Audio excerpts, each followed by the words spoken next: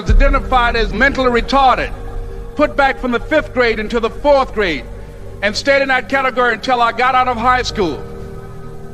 I don't have any college training, but I met a high school teacher who one day changed my life. I was waiting on another student, and when he came in, he said to me, "Young man, go to the board and write what I'm about to tell you." And I said, I can't do that, sir. He said, "Why not?" I said, "I'm not one of your students." He said, "It doesn't matter. Follow my directions now." I said, "I can't do that, sir." He said, "Why not?" I said, "Because I'm educable mentally retarded." And he came from behind his desk and he looked at me. He said, "Don't ever say that again. Someone's opinion of you does not have to become your reality." And as he talked, my heart began to beat fast. Tears began to run down my eyes, and I was in the back just listening to him, because the speech he was giving, that speech was for me. And he said, "Les Brown," he said, "if you want to do anything worthwhile in life, you've got to be hungry." I told Mr. Washington I wanted to become a disc jockey. And so I started working to develop myself. He said, "I want you to practice every day being a disc jockey." I said, "But I don't have any job now." He said, "It doesn't matter." He said that it's better to be prepared for an opportunity and not have one than to have an opportunity and not be prepared. And as I was working to develop myself, I applied for a job as a disc jockey, WMBM on Miami Beach. I went to a guy named Milton Butterball. I said, "How you doing, Mr. Butterball? I'd like to get a job as a disc jockey." He looked at me, he said, "You have any broadcast background?" I said, "No, sir, I don't." "You have any journalism background?" I said, "No, sir, I don't." He said, "We don't have any jobs available." I said, "Yes, sir." I went back to Mr. Washington and I told him. He said, "Don't take it personally." He said, "Most people are so negative, they will have to say no 7 times before they say yes." He said, "Go back again." So I went back again. I said, "How you doing, Mr. Butterball? My name is Les Brown." He said, "I know what your name is. What do you want?" I said, "I'd like to know whether or not you have any jobs for disc jockey, sir." He said, "Didn't I just tell you yesterday we didn't have any jobs?" I said, "Yes, sir, but I know whether or not somebody got laid off or somebody was fired, sir." He said, "No one was laid off or fired. Now get on out of here." I came back the next day like I was seeing him for the first time. I said, "Hello, Mr. Butterball, how are you?" He looked at me with rage. He said, "Go get me some coffee." I said, "Yes, sir." And I went to get him some coffee. After a while, I would get their lunch and dinner, and I would go in the control rooms and take the disc jockeys their food, and I would not leave until they would ask me to leave. One Saturday afternoon, while I was at the radio station, a guy named Rock was drinking while he was on the air.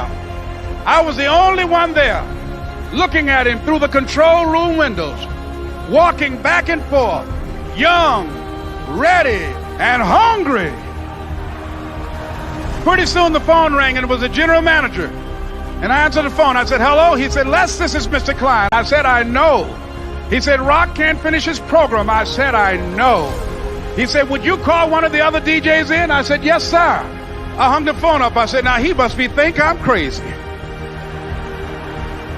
I called my mom and my girlfriend Cassandra. I said, "Y'all turn up the radio and come out on the front porch. I'm about to come on the air." I waited for about 20 minutes, and I called him back. I said, "Mr. Klein, I can't find nobody." He said, "Young boy, do you know how to work the controls?" I said, "Yes, sir." He said, "Go in there and don't say nothing here." I said, "Yes, sir." I couldn't wait to get behind those controls. I put on an old Stevie Wonder record called Fingertips.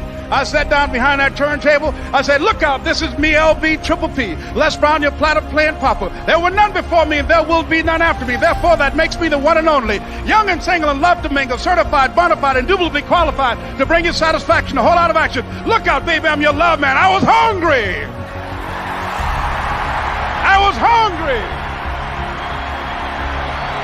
You got to be hungry. Begin to know that you have greatness within you. And if just one of you here begin to envision yourselves as being blessed and highly favored to reach your goals, if just one of you capture the essence of what that means, that you have greatness within you and a responsibility to manifest that greatness, that you can make your parents proud, you can make your school proud, you can touch millions of people's lives And the world will never be the same again because you came this way. It was hard, ladies and gentlemen, coming to speak to people.